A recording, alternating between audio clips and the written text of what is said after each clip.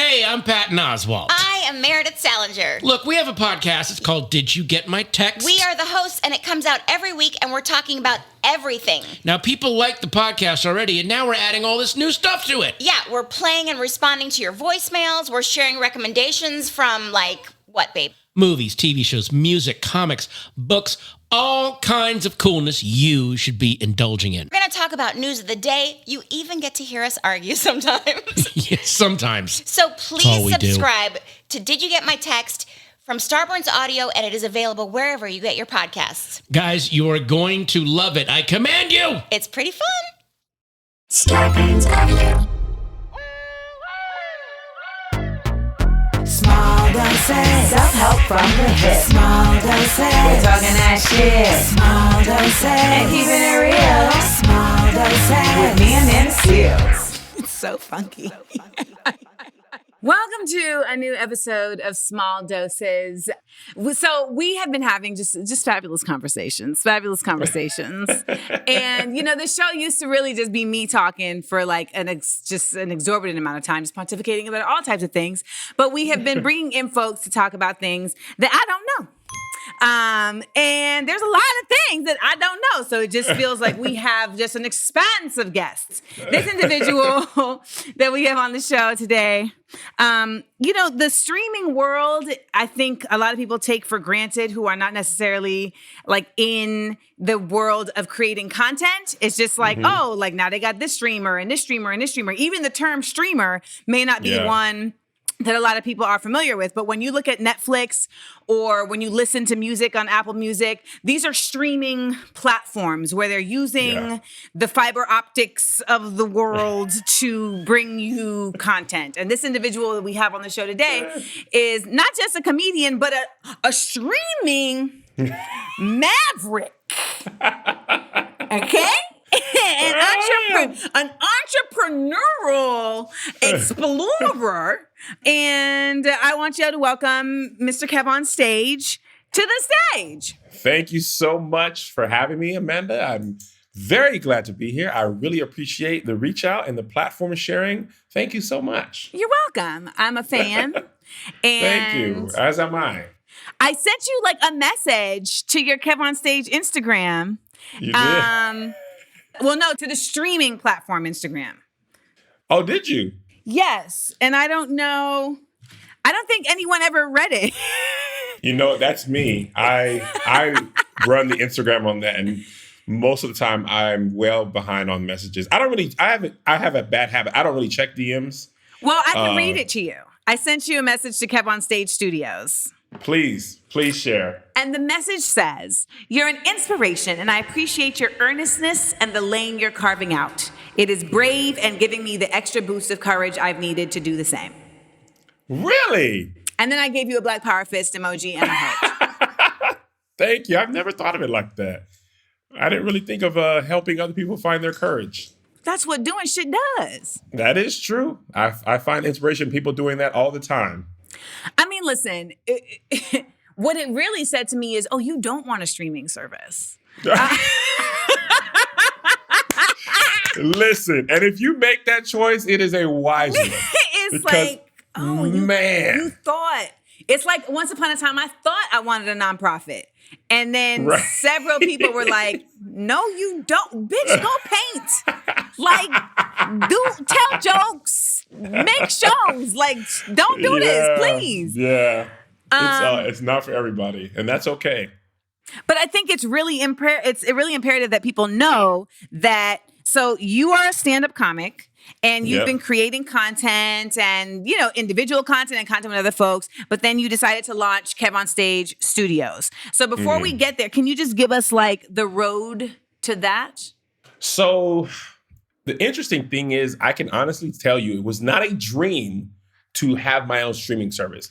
What actually happened is all I really ever wanted to do was make my own independent movies and maybe sell shows to Hollywood.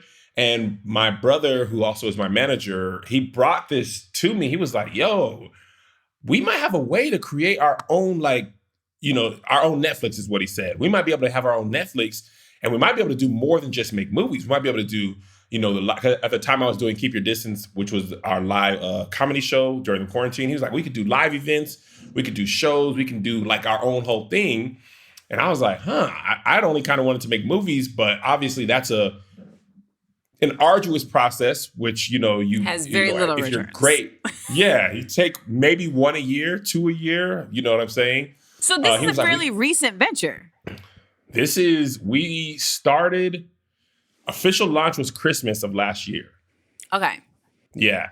So we started having the conversations around June or July last year, kind of meeting with the company who built the site for us and things like that, and kind of weighing the option, because it was a pretty big amount up front. Guapolina. Yeah. To even start building it, which was going to take 90 days before you could even test it, you had to pay up front. So my wife and I had to have a lot of conversations about fam, if you want to do this, there's other stuff you won't be able to do. What were those what's something you feel like you had to give up? We were going to buy a house. And we were just you realize you cannot do that, or you can't buy the house that you want. You're going to have to and there's some money that you were saving for a rainy day. It's now raining. It's raining. So you're going to have to invest a lot to start, and you're going to have to potentially invest more often for years before it works. But my whole kind of outlook on life is I can live with failure. I cannot live with regret. So nice. I have no problem if this fails wildly. I've failed at plenty of stuff. So I'm okay with that. What are some things you failed at? Oh, my God. Losing weight, getting in shape, working a 9 to 5. I remember one time in Hollywood, I was trying to renegotiate. My kids were in the industry. I was confident renegotiating their contract. They should pay us double, triple. Came to the table to negotiate. Not only did they not pay us, they ended the contract. And I was like, well, that was not one of my anticipated. I thought at worst, we get the same. I never thought you would take it away. So I failed at negotiating. Okay. A lot of stuff. So if this fails, it's another notch in the old failure belt. But I would have done a lot and learned a lot. So I'm okay with that. So do you feel like you would have gone down this road had we not ended up in a pandemic? Probably not. And that's the crazy thing. I think no coronavirus, I would have marched down the same path. I would have been doing stand-up and doing tours, taking that money, saving it, making movies. But because I was home so much and I saw how much content people were creating, and I saw that kind of lane, they say in business, the most important thing is timing. Striking while the iron is hot, or striking at the right time. And I honestly saw Quibi failing and where they failed and how they failed. And I saw go ahead, I'm sorry. Well, no, I'm going to ask you to explain to people what Quibi is, because that's some inside baseball shit, but I was there with you. I was looking at them that's a bad idea. Quibi was a very short-lived, short-form content company. It only lived on your phone, and no video was supposed to exceed 10 minutes. And you couldn't share it with you couldn't look at your phone, your laptop, your computer, and nothing. It was only on your phone. And they had every celebrity in the world, top A-list talent. They had $6 billion. I was on a show. Were you? I did an appearance on a show. Oh. I hope you don't take that personally, dude. I don't. They actually turned down a show that I pitched them because they were like, we're just not sure how it's going to be funny. And in my mind, I was like, I'm not sure how this is going to make money. But right. But we trying shit. And here we are. And 6 months later, it was gone. And to our credit, we've at least lasted longer than Quibi with much less money. So I'm very happy. But no, we weren't going to do this at all. But I thought because my experience, I worked at All Def for 4 years as the head of content there. So I had a lot of experience creating content on a budget, and stuff that could look great. And my business partners were amazing at making amazing content. So I was like, I never thought I was going to do this, never thought I could do this, but all things are pointing to this might be something for me, because one of my things that I like to do is give other people opportunities. I like to help people, everything from their first reel to their first show to their first real acting gig in LA. And this, and I used to do that a lot at All Def. And this has given me an opportunity to do that on a grand scale. And also, I suck at pitching. And everybody in Hollywood was telling me no. So I was like, and I'm going to tell you the moment that it really switched. I was pitching a show about Black church. And the guy, a white dude, was like, I don't think Black people will get that. And I was like, I was so like, nigga, this is my actual life. What do you mean, number one? And two, how do you know what Black people will get? And it was at that moment I was like, I'm really wasting my time in this city because I'm gonna go crazy trying to explain to people, like, how are you gonna tell me what may or may not work? Like, you know, like, how would you know what Black people, maybe it doesn't work structurally, you might know that. But to tell me, a Black man who lived this life, and I know a lot of people live this life because we talk about it all the time, that Black people won't get that. So I was like, this is, it's not gonna, I don't know. I was having no success in that part of Hollywood. So I just was like, let me try and do my own thing. I think I'll enjoy that more. And then I'll let the people decide if it works or not. The people are speaking. It is growing slowly but surely. Obviously, it's very, very, very small now, but it's sustainable. And it's not like a money suck. It's generating income and it's growing. Our biggest problem is it's hard to promote without money. Like, it is hard to market when you have companies like Netflix and Hulu and Disney Plus. Not only do they have, in the case of Disney, some 100-year-old IP, you know, or Star Wars, which is 30-year-old IP that has baked in fans. They have literally billions of dollars to buy billboards and commercials and all that stuff. And Netflix had, you know, just billions of dollars to promote, and we don't have that. So we have to be creative about every single thing we do and how we do it and all that. So, but the people are enjoying it, and that's the most important part. The people who subscribe, they are liking the content, they're liking what we're making, and more people stay than leave. So it's working.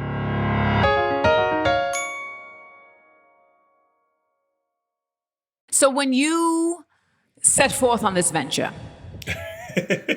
what are some of the surprises that you did not anticipate? Whew.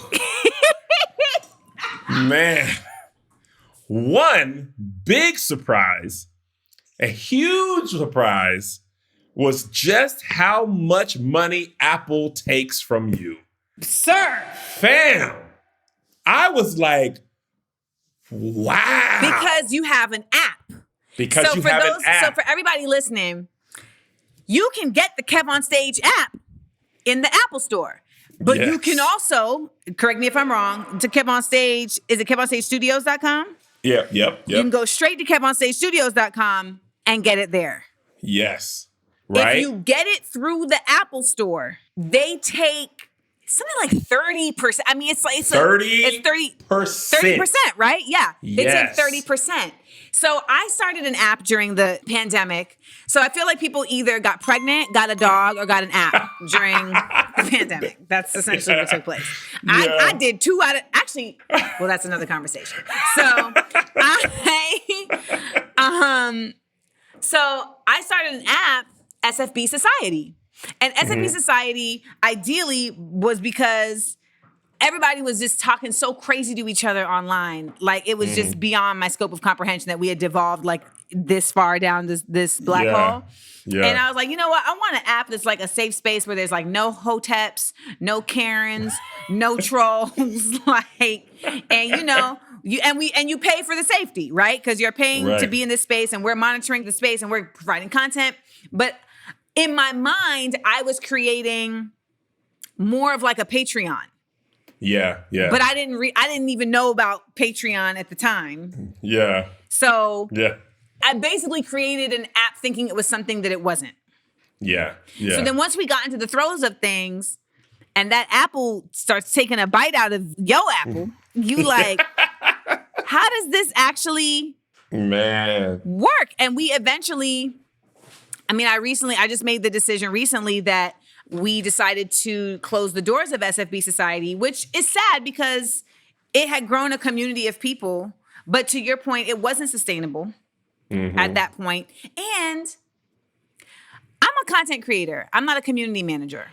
Right. And those are different things. And I didn't know that's what I was really creating in that way. And I realized that the amount of time and effort and expertise that would be needed to do that, I didn't have myself, and I didn't know where to find the person or the people who do it. So now we're doing a Patreon, but people were telling me, do a streaming service. And I was like, I'm going to do a Patreon.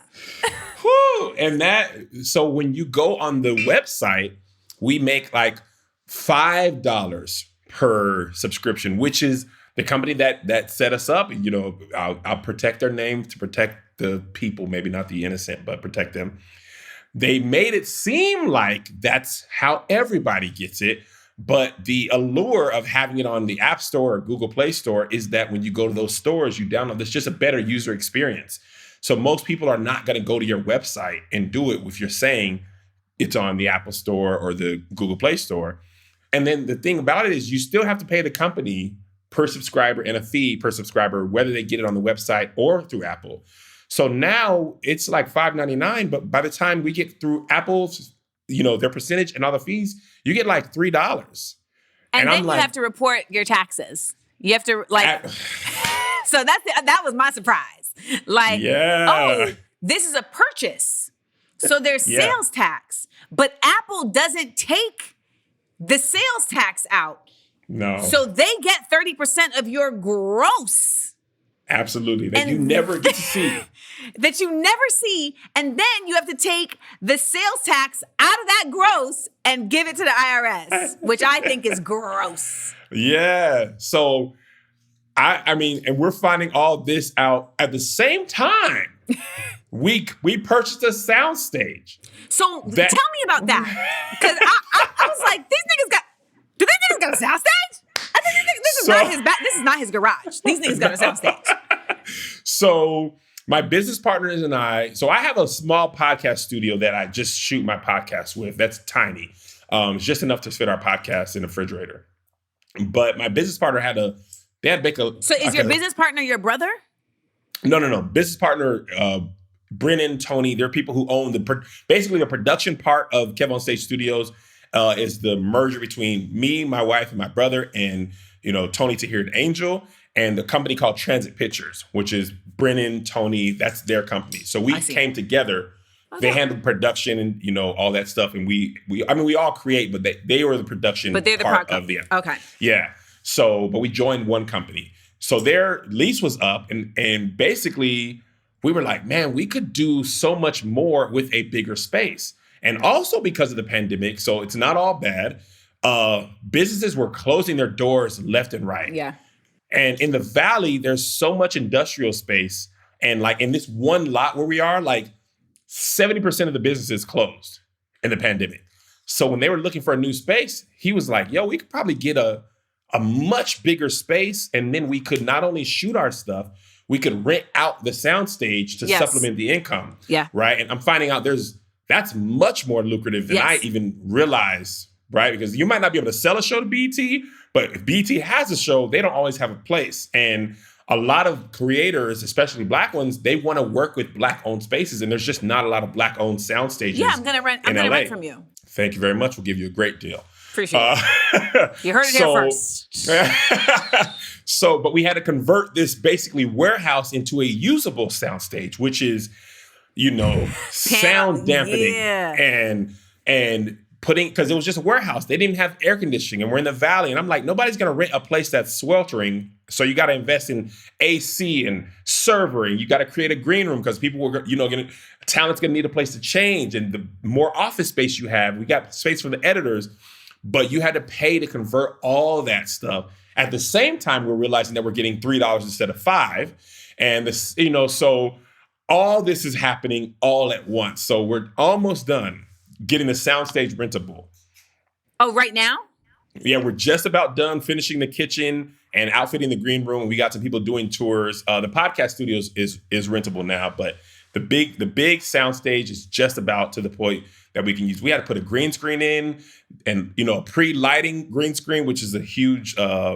It's a thing people rent all the time. So, I mean, that's what I'm saying. Like, I had to we had to shell out some money. When did y'all get your connect to El Chapo? Luckily, when in the timeline did y'all decide to also become a part of the Mexican narcotics cartel? Man. Because this is not, because that's not like that was money I had sitting around money. Like that's, and now let me tell y'all, Kev got dates. That's why I have to be on tour all the time. And I was like, that is why. Is on this fucking road. Listen, I'm going to tell you straight up, Amanda, I took one check from a weekend of shows, deposited it, and literally wrote it to pay for an air conditioner. Like literally. I said, man, that was 6 shows, and that money is right back out the door. So that's why I'm still on the road, because them jokes pay. They pay. You know, they pay, but bro, I have a lot of stuff to pay for. So, and that's the thing about investing, and we don't have any investors outside, you know, right now. So I'm basically joke, check, cash, bank, right. And then the hope is at 2 or 3 years from now, all those investments start to pay themselves back. And, you know, hopefully the soundstage alone as a studio, because we're really small and efficient, we don't have to shoot in there often to make our money. So you can rent it out for a week, and all the office space, we can tell our company, we have another little space. Y'all working here, this is rented out for the week, and hopefully that can pay for the rent for 6 months. You know what I'm saying? So, but you have to put the money in first to even have that as an option. So that was the vision of being able to create, have a place that we own, have a place that we can rent, have a place that, you know, our friends can come and use, things like that. And if it all works together, it'll be when it all works. That's right. It'll We be amazing. speaking when's, not ifs. That's right. When's, not ifs. So we have a tour next week. Fingers crossed that they buy some dates. Because the best position to be in, and I just read this the other day, is like when somebody, because, you know, we're trying to license shows as well to other streamers and things like that. That's another part of the business model. But they don't have to buy them for us to win. If they do, it's great. It's a huge lump sum. But our business model isn't dependent on it, which makes you able to negotiate better. You can retain ownership a little bit better, things like that.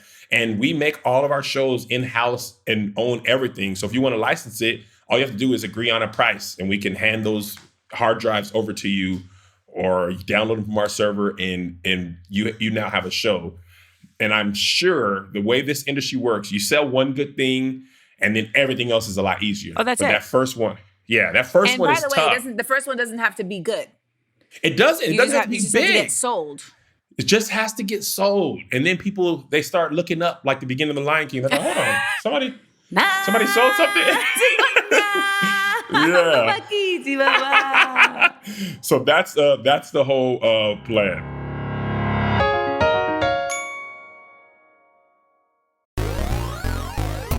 Not everybody is trying to go to the Met Ball, okay? Not everybody is trying to give you fashion, honey. It's fashion. This is art. This is fashion. Not everybody's trying to give you all that. What they're trying to give you is an upgraded summer look, okay? Some people are really just trying to go out on the town with friends, have a movie night with the fam, and feel good while they're doing that, and Everlane has got what you need. From workout to takeout, swimwear to track wear, they got styles from lounging at home or hitting up your favorite late night spot. Their breathable organic cotton track wear gives an elevated take on tried and true basics, and you know I love me some track wear. Searching for the perfect pants? They got you. They got denim. It stays comfortable and versatile all year long, and you can choose your stretch level. Vintage style rigid, original with just a hint, or body hugging authentic stretch. For all my big booty girls, I'm with it. It's all made from certified organic cotton at the world's cleanest denim factory with 0 landfill waste. And they partner with the best and most ethical factories in the world for a fit to feel good about. They accept returns within 30 days of the ship date, and all uniform clothing comes with a 365-day guarantee, because they know you're working hard. They know you're working hard, so your clothes gotta hold up. I fuck with Everlane for all of these reasons, because I feel like they're making stuff that actually is not just tagged sustainability, but really does have the strength to sustain. I also like the versatility of Everlane, that they have stuff for like all different times of day, because at the end of the day, like if you go out in the beginning of the day and then you don't come home at the end of the day, you still want to look good, like you're in the right kinds of clothes for whatever situation might come up, and they got you. So go to everlane.com/doses and sign up for 10% off your first order plus free shipping and get easy returns within 30 days of your ship date. That's 10% off your first order when you go to everlane.com/doses and sign up. But also, what if somebody had shown up at the Met Ball in Everlane? That would have been the most America, a lexicon of fashion to do.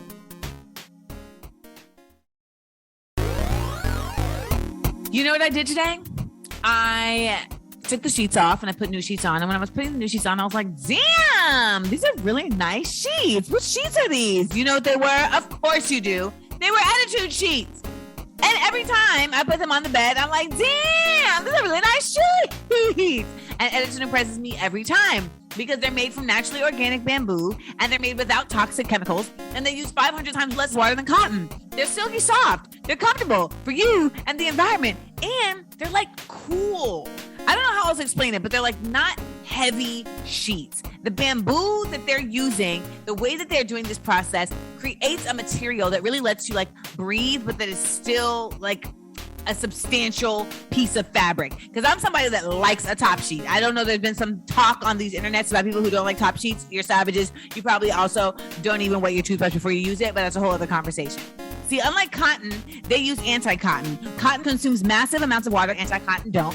Attitude uses naturally organic bamboo. It's the most resource-efficient plant on the planet. Of course, like I said, they have a very comfortable feeling to them. They do this thing that wicks away moisture, and it regulates your temperature to keep you cool and comfortable throughout the night. I know I'm not making this up. And if you don't believe me and you think I am making it up, you can try Attitude bedding for 30 nights. And if you're not completely satisfied, return it for a full refund. But I ain't lying to you.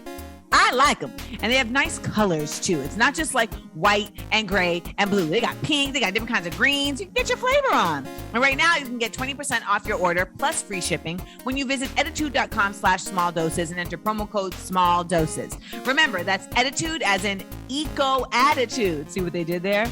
Order today for free shipping and 20% off your order at attitude.com/small doses, promo code small doses. And get you some sheets, some nice sheets for like nice money. But like when I say nice, I mean like not crazy.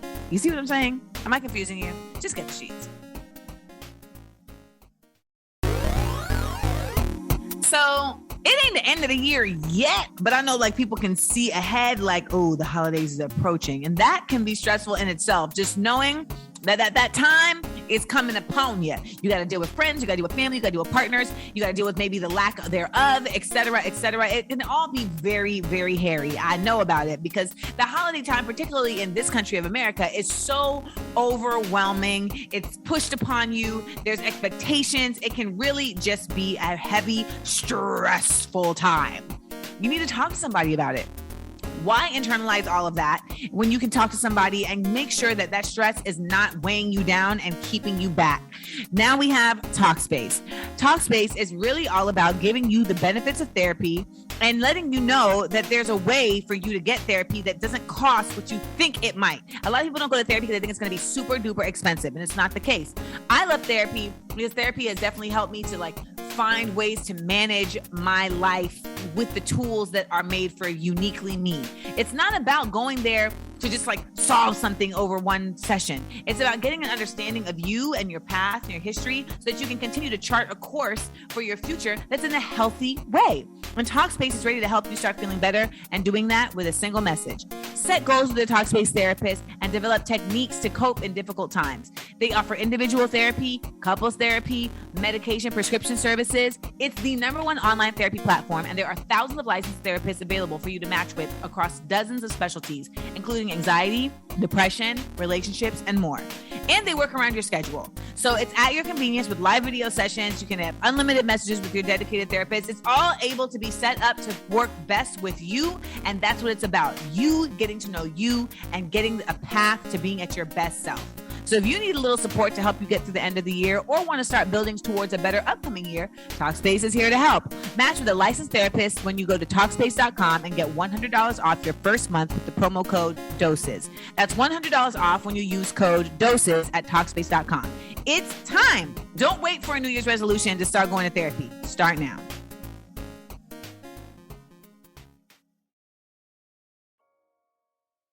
So how do you all create like the content that's coming on? Like for like not just the production company part, but I mean like, do you all have like brainstorm sessions? Like, is there like a team of y'all that come together that decide? Because when it comes to networks, y'all who are listening, basically like they have like networks have all these different departments. They have like the marketing department, they have the business affairs department, they have the talent department, they have the development department.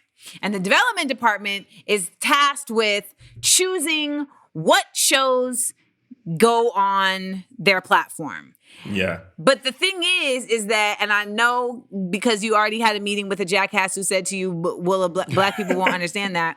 A lot of times your meetings with these people in development, you're meeting with people who they may have like a really good handle on certain spaces, but they're not like completely versatile. And so, you know, like you're meeting with like, you know, two white girls who the only black people they know probably work at their job. And you're trying to explain something to them that is nuanced, but it's only nuanced to them. Like it's for black folks, it's completely normal, but it's nuanced to them. And they're just like, okay. I really liked her energy. I really liked her energy. I've heard that so many times. It leads to absolutely nothing. But people love to say that. I really like. We're gonna find something to do together. No, we're not. Shut up. But you are your own. What I love is that you've created your own ecosystem, and so I'm curious how your development department works. And the reason why I also want to call it your development department is because so Kev has been posting just his trials and tribulations of this process on the Instagrams. But one of the things is that you have to call your shit what it is. Like, you were like, you know, I have a streaming service. And I need to call it a streaming service. I need to stop calling it my little streaming service. I need to stop calling it my little platform, my YouTube Plus. Call it what it is. So I don't want to call you and your niggas sitting around talking about shit, a brainstorm session. Your development department. That's right. Development department. How do you all operate? We have a couple of different ways. The first level is the people in our circle, me, my wife, Tony, Tahir, Angel. You know, they have a show idea. For them, we're pretty much gonna make it if it makes sense, right? I mean, makes sense like we can actually make it. We have the money to make it or a version of it. And the other thing is, right now, we basically go to people that we like and say, hey, like Keisha, for example, Keisha E., one of the first shows we made was Black Heart Off Layway. Keisha E. is a Black actress here in LA. She's a computer engineer by trade from Detroit, and she just did not have a lot of Black experiences. She's completely Black. I'm not even doing She's from Detroit. She's from Detroit. She just missed like all the Black movies. Like, you know, you do those tests like, here's 20 Black she's movies. like, how many Love have Jones. you seen? She's I seen don't like follow. 3. We're like, girl, how are you? Like, how do you not know how to double dutch? Your name is La Keisha. That is solid Black name. So she was Where doing in Detroit is she from? I'm intrigued now.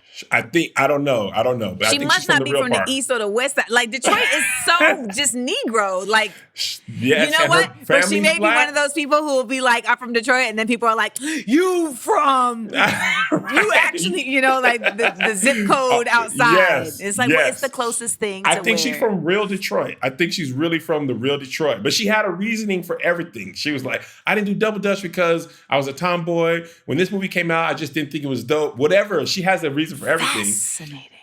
So she was making these little Instagram videos where she'd watch a Black movie she hadn't seen and review it. And she'd end up going in on them because, you know, most movies that are 20, 30 years old, if you take the nostalgia out, some of the movies aren't as good as we remember. Jason's lyric. Right. Jason's lyric. Right. Jason's lyric. So I was like, yo, hold on. We could probably make a show of you. Like, she didn't know how to braid to the head. She didn't know how to cook. She doesn't fry chicken. She know how to double dutch. She doesn't know how to shout in church. I was like, we should take you and the other Black people who don't, because, you know, Black people, we don't want to get killed by other Black people for the stuff we don't know how to do, right? So if you don't know how to play spades, after a certain age, nobody will teach you, and now you're just 28. and you want to learn, and we take it so seriously that nobody will teach you. So we said, this is a safe place. We're going to teach people who don't know how to play spades how to play spades. So we made like 8 episodes of that show and had a great time. People had a lot of fun making it. So, we reached out to her. She had an idea. Or there's some people that we like and we say, hey, we would like to make something with you. Do you have any pitches? We aren't at the point of having an open pitch process because we just don't have the funds. Because having a whole development department, you have to finance that. And those things come in, you develop it, it goes nowhere. Some die off at legal. Some people change their mind or get something else. So we really don't have enough to just be taking pictures all the time because you got to be able to track that when you pass on it. If you make something similar, you just have to have a lot more stuff. And honestly, it's expensive to just even pass on stuff all the time, or even go into development a little bit. So we have a very small group of people right now that we reach out to from here and there when we need shows. And eventually we want to have like a full scale development department that is constantly taking pictures, developing them, shaping them, then making some and all that stuff. But right now we take only the best ideas and the ones that we can actually pay for. Cause we also have like a tier of like this show, if it's cheaper, it's more likely to get made because we can make 6 episodes in a day. That's easier to make than something that is a full-on scripted show that's going to cost $100,000 to make. I mean, even if you had the best show in the world, if it costs that much, we probably can't make that just at this time. So that's our process at the moment. No, that's dope. I mean, I feel like there's also a certain level of trust that has to happen in that process too when you're this early in the game in terms of who you work with, Absolutely. Absolutely. And that's kind of how we're like, we just keep the circle small because we know like, and we also, the people have to understand, like I tell our people like, we're not a NBC. huge we're not. So it's not a cash grab. Like what we can offer, and most people get it. They get it. They're like, I can make your show. I can pay you to be on your show. If you're a producer, I can pay you to produce your own show. But I can't just give you a huge signing bonus or a finder's fee, ownership. But I'm also not going to take complete ownership of your show either. So if we're able to license it to somebody else, that's your big payday. But you come to us because you want to get it made and you don't have the means to get it made. Well, you can't come to us and like, I'm finna get a bag off Kev because there's no bag to be gotten. There's stuff to be made. There's great times to be had. But the bag we're not the bag place yet. Place. We are the build place, the make place. You want a bag, go get a Telfar. It's not happening over here. You go to the outlet, take it to regular Hollywood if you want to get cashed out because that's just not our place. But honestly, there's a lot of people with good ideas. And this is what I learned at All Def too. Most people would rather you just be straight up with them, period. And most people would rather be honest, like, hey, if you just tell people straight up what you can and can't do, they'll respect that. It's the acting like it's one thing, and then it's the bait and switch that people don't like. People can appreciate truth even if they don't like it. It's the lies that are hard to stomach. Yes. This HVAC man came here and told me it was going to cost me $400 to fix the air conditioner and then gave me an $826 invoice. Exactly. And my man told him, now see, because I left to get a mani-pedi and he told them when I was gone, if you had just told her it was going to be $800 from the beginning, she'd have been fine. But you switched it up. She coming back. She going to be mad. And I was already on 10 before my second foot hit the pavement out the car. Bait switch is a motherfucker. It's really dope just to hear like how you guys are navigating this process. I did not realize it was so new.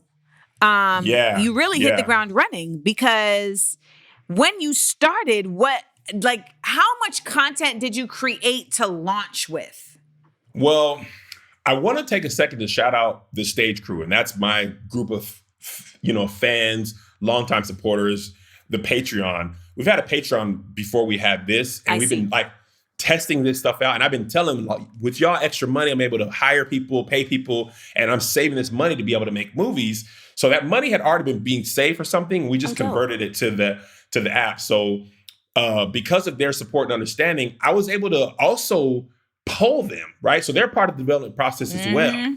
So I said, I'm telling about the app. We're having secret live meetings where we talk about stuff. And they are like, it's the best. It's like market research with the people who are actually going to consume what you're, making. And I'm like, I could make a show like, I made the show called Kev on Everything with All Def and Facebook, where I just basically did a version of dirty jobs, but they weren't dirty jobs, like making coffee, rebuilding a car, stuff like that. And I said, I can make this, or I can make this, or I can make this. And they were like, the overwhelming thing was like, we like you with Tony, Tahir, and Angel. We like you guys together. So what if what kind of show could you make with you guys all together? And I was like, okay, so maybe I could take Kev on Everything and add a game element, and we'll call it the challenge show, the Real Comedians Challenge Show. And now we'll go out and do a singing competition, something I might have done by myself, but now we have all four of us. So we go and make that, and they're like, yes, this is what we want. This is fantastic. So we're able to fit a need. And there's some stuff that I'm working on now that I just kind of, the benefit is I can look at the marketplace and say, there's not a show like this. And then I can make that show. And I don't have to, the best thing about it, Amanda, this is probably why I would even do it, even if I had to go on tour and do 7,000 dates a year. To not have to go to somebody else and get their approval. Yes.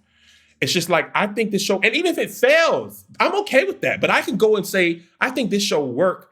I'm going to make that, right? And go and make it. Like my wife's making a dating show that's doing fantastic. And there's a lot of new subscribers joining. Dope. And she created that of her own volition. She was like, it's kind of the Ted Lasso effect. Like, I think the tide is turning a little bit on like